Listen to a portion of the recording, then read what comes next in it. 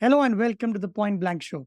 My name is Abhishek, and our guest today is Gregory Zuckerman, who writes about business and finance in a way that regular people can understand. He's authored several books. Today, we are going to talk about his New York Times bestseller, The Man Who Solved the Market, how Jim Simons launched the quant revolution.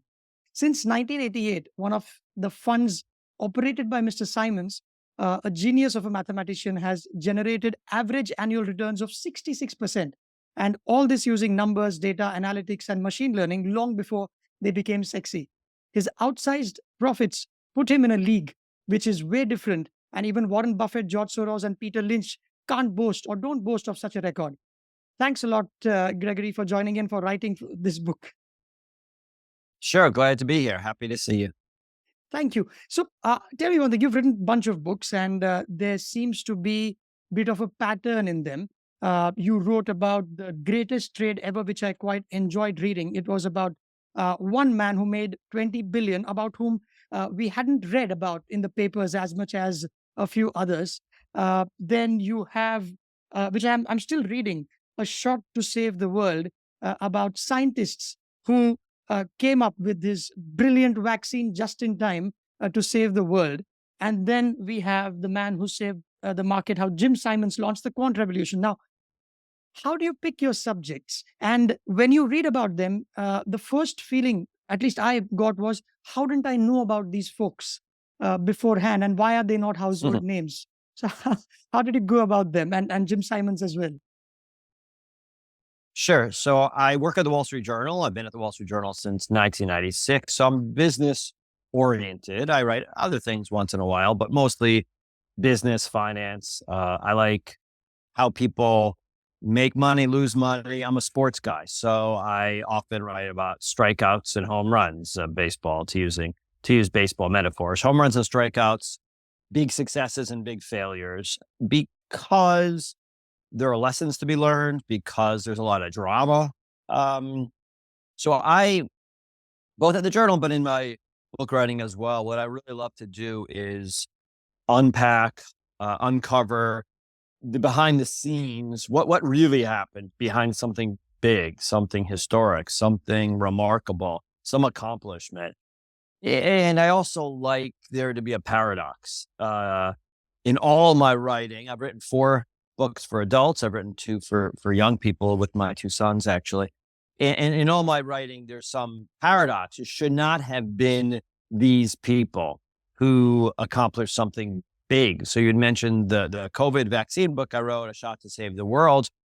Who should have saved us all? It should have been a big vaccine company. It should have been Merck. It should have been GSK, and it wasn't. And I tell you the story of the people behind them who really pulled it off, and then what lessons we can learn from these unlikely heroes. And the same thing with the man who solved the market, who should have produced the best record, the best firm, the best hedge fund in history. Should have been some people that actually really care about finance, care about investing, care about companies. I grew up really being interested in companies and how they work and how they operate. The people at Jim Simons' firm, Renaissance Technologies, they don't really care. They're not really investors. They don't care about business so much. And yet they're the ones. How did that happen? So I always set out with some big question Yeah, like that. excellent. And I'm tempted to ask you how much secondhand smoke did you ingest while interviewing Simons, who you make a reference in your book. It was like walking into an ashtray, says one of the characters in your book when they meet Simons. Yeah. So this character, Jim Simons, is a character. He's a mathematician, a scientist, an investor, a philanthropist, but he's also a smoker. He's a chain smoker, and he always has been. And you would say to yourself, well, geez, he's so brilliant. Why is he pushing the odds there? But he's beating the odds. And I think at some point he realized, I guess, I do think, I think I write about it in the book briefly. He came to some calculation. He was 50 or so and healthy, and realized that he was the exception. Like in every rule, there's an exception to the rule. So he's the exception to the rule. So he chain smokes, and he also is a billionaire. He's worth whatever, 20 something billion, 27 billion. So he can get away with things that other people can, such as smoking indoors, smoking in a restaurant, smoking whenever he wants to. No one can get away with that, at least in the United States, but he can. So yeah, he's, so I had to ingest a lot of smoke to write this book. And Hmm. talking about exceptions, how difficult was it to approach a book where the subject is a genius of a mathematician? His colleagues are all PhDs, they've won medals. Even if they hadn't, some of them hadn't invested, perhaps they would have merited a book. So it was stressful because they're the most secretive firm in Wall Street history. So I wasn't surprised that the publisher was excited, but even when I was getting good information about the early days at Renaissance and I knew I could write something good about that period, I was still stressed out about whether I could get any information about what's going on today. Why would people talk to me? I wouldn't talk to me. What's the purpose? What's the Right. upside? There's only downside. They're already wealthy, these people. They don't want to be famous. They're secretive. So I was stressed out. Yeah, it was a difficult book. It was also math oriented. Not to say that you need some level of understanding of math to read the book, but the point is I had to have some level of understanding of what they were doing and it's high level stuff. And I'm Right. not a math person, so I had to really understand that. I hired tutors and stuff, and had to relearn things and learn things for the first time so that I could explain it in simple ways for the reader. So yeah, it was a difficult book to write. I remember passing it in and just telling my wife, I'm done. I can't write any more books. I'm shot. And then I, ironically enough, wrote a book about Yeah. the shot. Yeah, so that went away. But yeah, it was a hard book to write.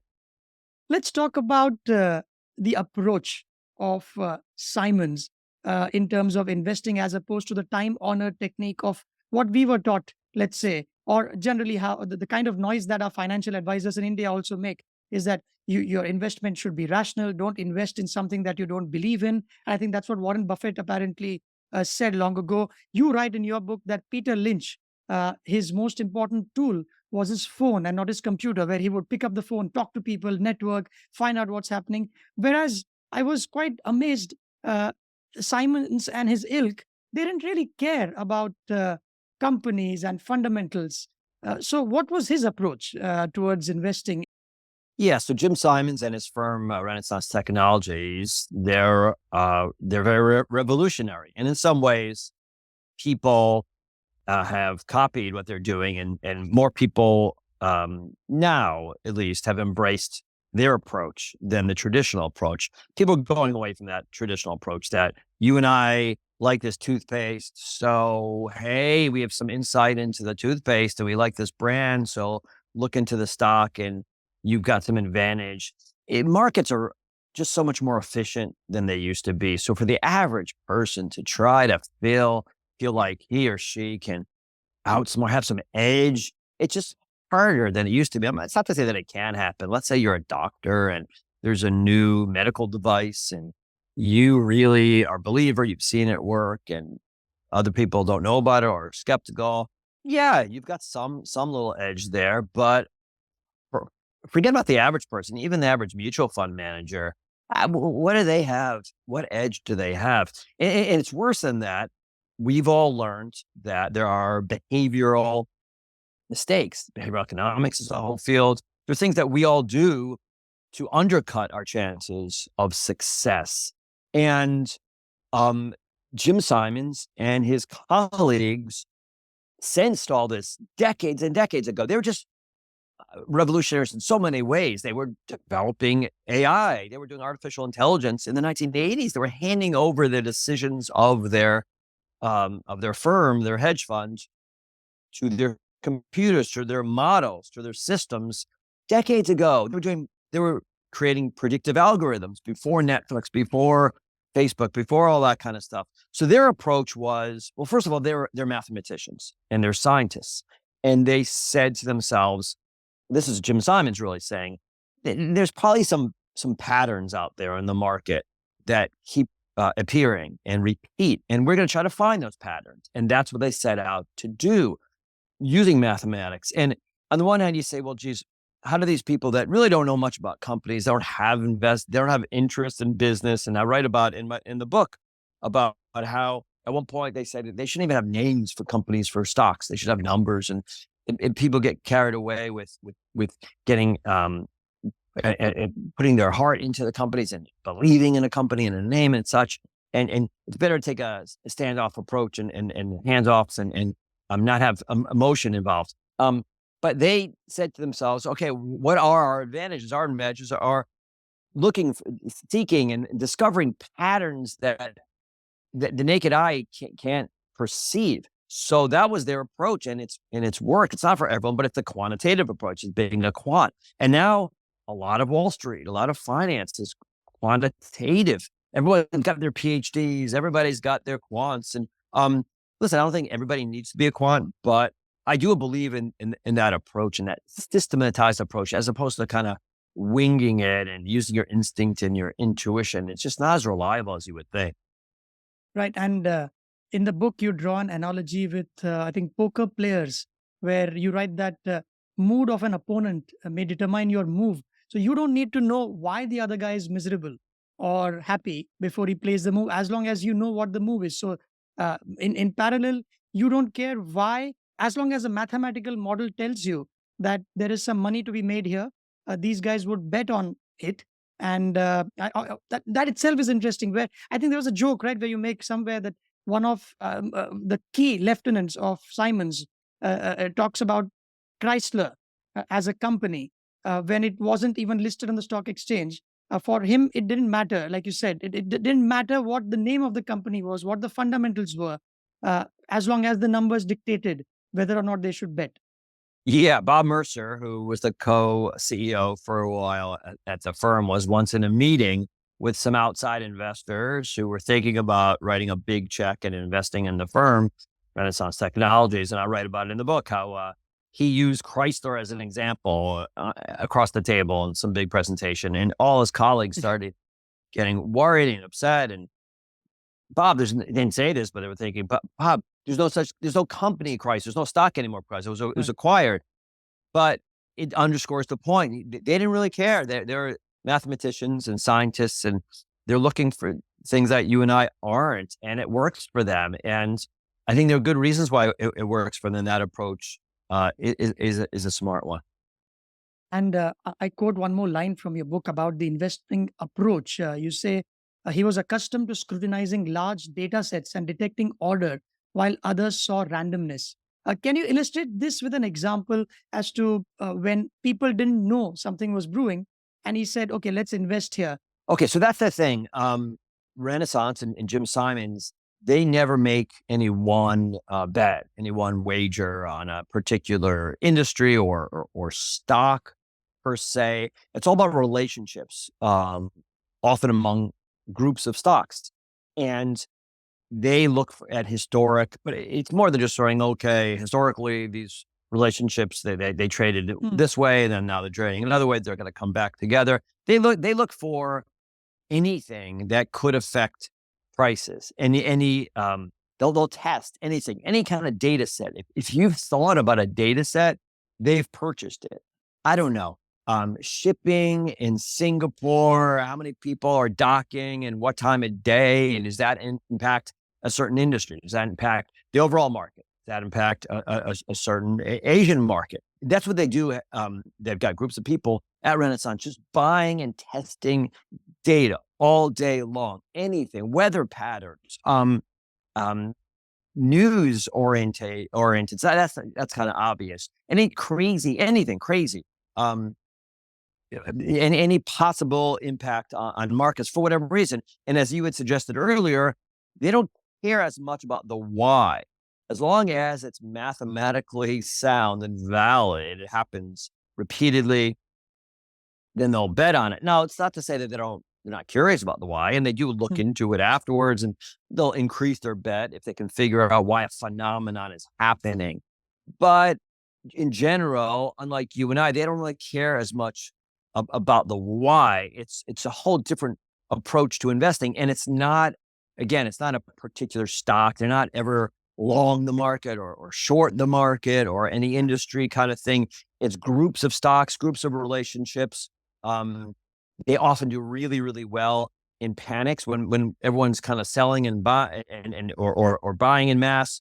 They do really well in those kind of environments. And part of it's because their data is better than everybody else. They have data going back centuries we're talking, and it's valid, it's accurate data. They were cleaning it before anybody else, before that was even a concept. They were checking out, making sure their data was accurate. And it's not as easy as you would think. Sometimes they would buy things going back decades and decades or centuries. Let's say gold or silver prices going back centuries, and there were weird anomalies or look like anomalies and aberrations. And they would look into, okay, on that day, was there a snowstorm and someone forgot to update the numbers because no one was in that day? And it looks like the prices were up or down or just looked weird, but turns out that someone inputted it wrong. They would go, and it's painstaking work, and it's boring work. It can be work, and it takes a long time, but they would put that work into cleaning their data. So their data was such an advantage, not as much anymore. Now people have better access to data, but they've got data. So in other words, something happens today in the market. I don't know. You think it's unusual, it's new, some attack, some war, some environmental calamity, but there's some parallel to that, generally speaking, in history, and they can find that parallel. And they can see how many days the market was down that day or up. How did people react? And human behavior isn't so dissimilar going back decades, or even centuries. So they'll make some analysis of that and some deduction from that and into what's going to happen going forward. And it's better data than everybody else, and that's really helped them.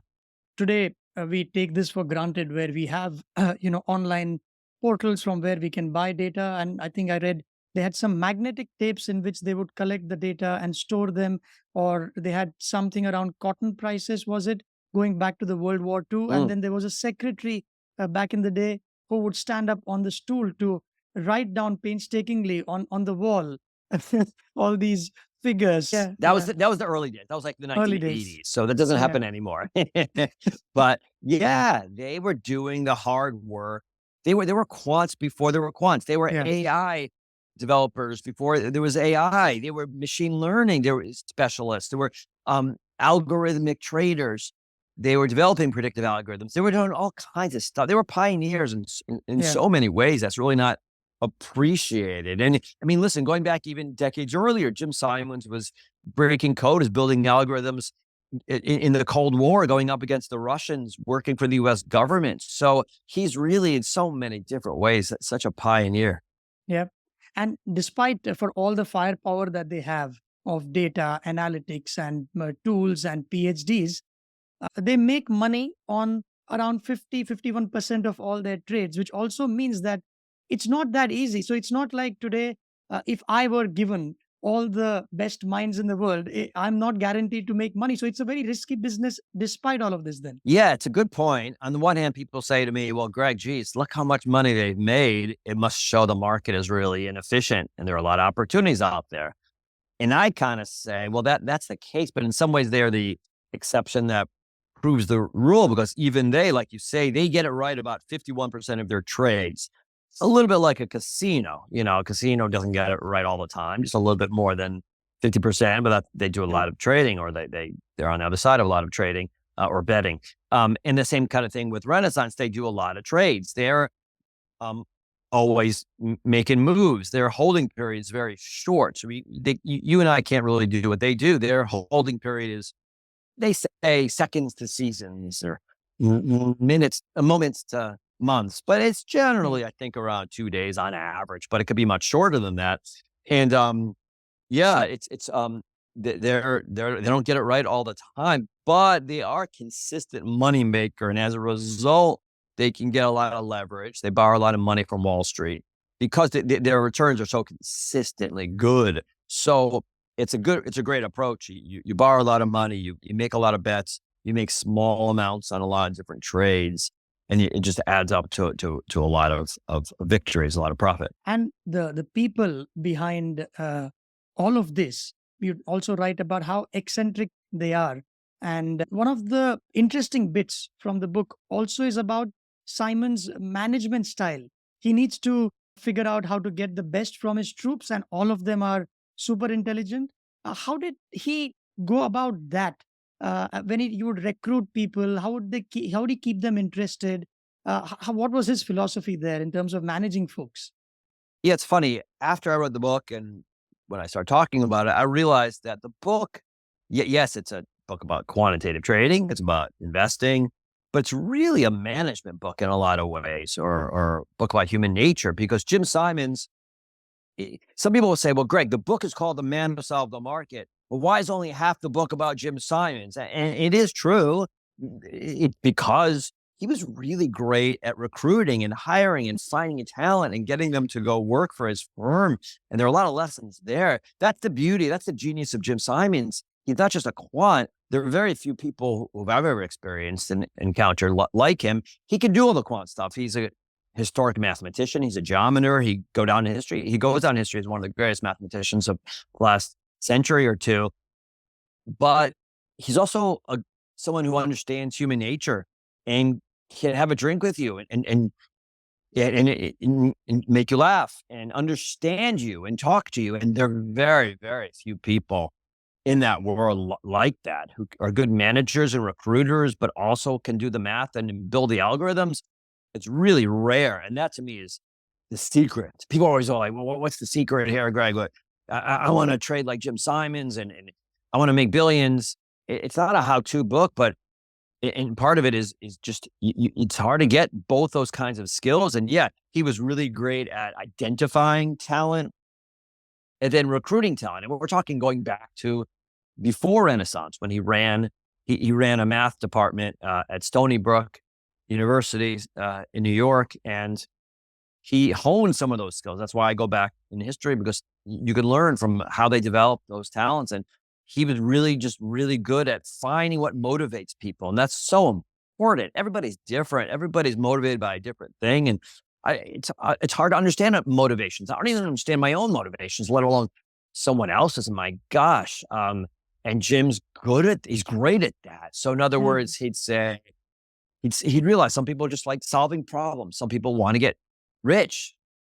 I was going to say famous, but he doesn't want people famous because it's a secretive firm. Some people want to challenge. These are mathematicians. These are scientists. Some people just like to work with others. Some people are motivated by trying to impress their colleagues. And these are some of the top people in the fields in the world. Some people just want to change. He would say, hey, come on over, spend the summer with us. You don't have to commit. Come spend the summer. Come give a lecture. Come check it out. Some people just like being in Stony Brook. It's by the water. It's pretty over there.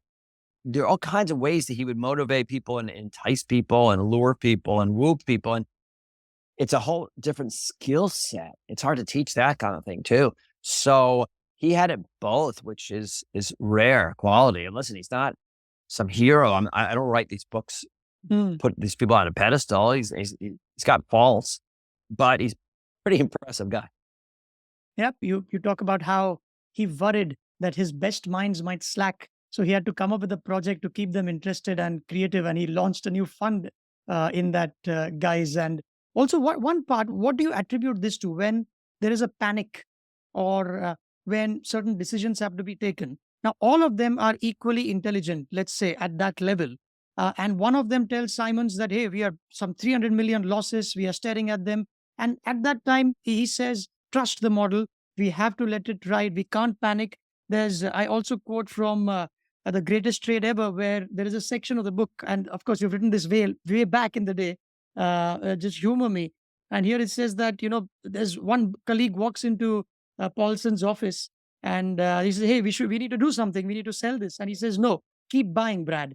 So how is it that they keep their cool under pressure when others around them are losing their wits? It's a good question. It's a rare skill. There aren't many people who are able to pull it off. I mean, I would argue that I don't think it's anything you can teach.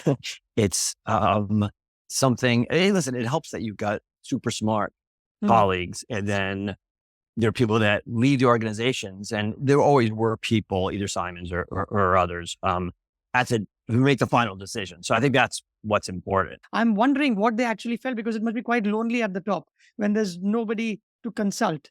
So how do these guys that you talk to make those calls? So it's difficult. So even the billionaires that I deal with, you'd be surprised. They're up middle of the night, worried about their portfolios. I'm thinking about one guy in particular who I'm writing about for a new book, and he's worth billions. And yet it's like canceling meetings with me because Greg, I'm underperforming. I'm miserable. I'm not in a good mood. I can't really talk right now. You'd be surprised. They're human like everybody else. Mm. One of my favorite parts of the book, the Simon's book, The Man Who Solved the Market, is after he's kind of stepped back from Renaissance and he's got his own portfolio, and there was a panic in the market, and he calls his broker and says, "Should we be buying some puts here? Should we be getting some protection?"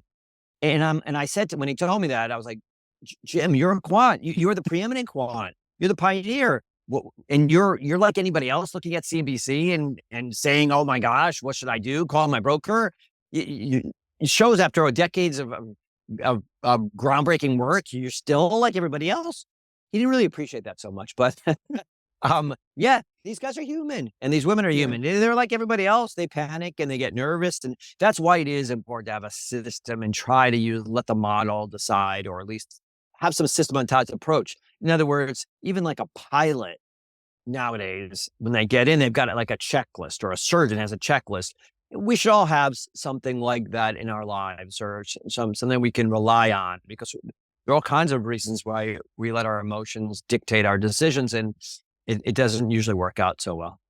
So, do you see that computer generated models in the future is what will run everything? And are they more efficient as compared to the George Soros or Warren Buffett way of investing, where you don't worry about anything, let the machines decide because they know because finally human beings will not change the way they act unless there is a GameStop like exception that comes along, perhaps. Yeah, so I do think that the quantitative or systematized approach is a better approach, except that the here and there, the exceptions, you have some insight into a particular product or industry that maybe the masses don't know, that the others don't know. Again, you're a doctor with a medical device, that kind of thing. Otherwise, it's fine to you're not gonna. It's hard to beat the market. I've been writing about these guys forever. So that gentleman in my first book, John Paulson, he made the greatest trade ever. He made $20 billion over 2 years, 2007 and 2008, anticipating the financial crisis. And he came up with, it wasn't just that he anticipated it, he figured out the perfect way to profit from it. But then his returns subsequently were really bad. Not awful, but just underperformed. And it wasn't because he was any less smart. He didn't get dumber overnight. He just started doing things he didn't do until then. He got away from what got him so rich and famous. And that's the temptation. You have like a lot of people around you. And trust me, I deal with them all the time. They only tell you how great you are and how smart you are and how brilliant you are. You Yeah. only have yes men around you. And as a result, you start doing other kinds of things. And that's the temptation. So John Paulson is just as smart today as he ever was. But he started saying, well, geez, I'm going to start investing in pharmaceutical stocks and buying Uh, gold. Those kind of things that approach isn't what made that trade so remarkable. It's still a remarkable trade. It's still one we could all learn from. But and I write about it at the end of the book. People start getting a little carried away, and they think they can manage more money, etc. There are a lot of temptations and emotions when it comes to investing. Another thing I learned that it's never too late to get started. Simons was well in his 40s, wasn't he, when he started, or maybe he was 40 odd, and in his fourth career of sorts, and then it started to pick up. So it's never too late, even if you're a late bloomer, then in whatever it is that one is doing. In all my books, it's weird. All my books, the huge accomplishments come later in life, after 40, after 50. Happens over and over again. Oh yeah, it's never. If anything, maybe you're better suited in a lot of different ways. Uh, Older, you've got more experience to lean on, better judgment, perhaps. Yeah, Yep. Last couple of questions, and I take you to your experience of sure. writing the book. And in the acknowledgement section, you pay a tribute to your dad, in that he's someone from whom you've learned a thing or two about writing. So I was curious to know, what are the top three things that your father advised you, that this is how your prose should be or text should be. I'd be very interested. Thank you for asking about him. I don't think anybody ever has in my interview, so I appreciate that. My father passed away in 2009 at too young an age, but he was a professor. He was an academic. He wrote about political science and Judaic history, and he was a good writer. He was a really good writer, what I learned a lot from him was he used to take my writing and just cut words, cut words, cut words, um, right through them, cross them out and pare down the writing and just to the essence. And I think that's a great trait as a writer. I try to remember that. You don't want to go on and on. You want it to be, you don't want it to be flabby. The writing, it should be pared down and to the point. And I try to do that. I'm not sure I always succeed, but that's one lesson I learned from him. And he was a funny guy. He had a lot of humor in his life, and I try to bring a little humor to my writing. There's always interesting ways and funny ways to look at every circumstance. And life's short, so if you're gonna pay whatever it is to buy one of my books, you should enjoy it. It shouldn't just be something you learn from and Yeah. is entertaining. It should be enjoyed. You should come away with smiling as well. But I don't care what the topic is. I write about kind of dense, potentially dense topics, science and algorithms and quantitative finance and credit default swaps. But these are people. These are human people. So there's humor involved. There's always going to be ways to look at it. And my father was a funny guy. So I guess that's another lesson from my father. And he was also somebody who could find interest. He was interested in anyone. And I remember that lesson as well. So it could be, he taught at an Ivy League university, but he wasn't snobby. He would talk to anybody and find anybody interesting, and he could learn from anybody. Mm. At our like local synagogue, there are people that just aren't doing as well in life, etc. But they're super smart too, and they've got interesting opinions, and you can learn from anybody. I don't care who it is. So Jim Simons, all the way on down, and you can learn from you should learn from. I think anyway. I try to. That's one of the lessons. Lovely. Thank you, Gregory, for this book, for your time on this podcast. I know you have to run to the next appointment that you have, but thanks a lot for giving out those little nuggets in the end. Because I too am curious about, when you talk to folks, what are the things that you need to ask? For example, whether it's a truck driver, if you're reporting for a story here in India, or folks like you. I think one of the tenets is that one should not be too condescending, or should not be condescending when you write. So none of your writing is, talked down to. So it's in a way which is understandable by everyone and in a language that is easy as well. So thanks for that. Thank you. Thank you for noticing. Yeah, I'm a big believer that everyone has a story. I know everyone has a story. I go to a barbecue and you sit down next to a dentist, whatever. You say to yourself, all right, just another dentist. No, he or she has overcome something in their lives, in their personal lives, Hmm. health or children or something. There's something you can learn from them. There's an older person there. They've seen so much. You can learn from it. I try to learn from everyone. Everyone's got a good story and an arc Hmm. to their lives that we can all learn from. So yeah, I hope to keep doing that, and I invite your listeners to reach out. I'm on LinkedIn and Twitter and all that kind of stuff. So feel free to reach out, email too. Lovely. And all the very best with all the research for your next book, whatever it is that you're on. Thank you, thank you. Stay well, everybody.